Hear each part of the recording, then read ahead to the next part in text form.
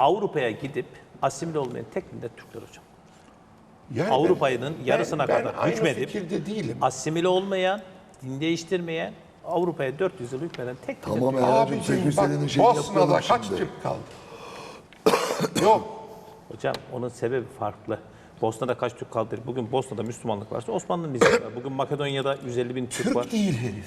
Hayır Türk değil ama siz Müslümanlaştınız. Asimile etti diyorsun ya. Bu da asimile olmuş gitmiş. Bizim Bosna'daki Türkler geri geldiler. Kaybedilecek Anadolu'ya geldiler. Hepsi değil. 1877. Asimile oldu çoğu. Asimile olan çok az. Öldürüldüler. Ya öldürüldü ama yani yok oldular. Öldürüldüler. Anlatabiliyor muyum? Küçüldü buraya geldi. Çünkü gittiği yerde kültürünü götürememiş. Nasıl götürememiş hocam? Ya dilini konuşmuyor herif ya. Bulgaristan dilini konuşmuyor. Makedonya O bir dilini konuşuyor. zihniyet.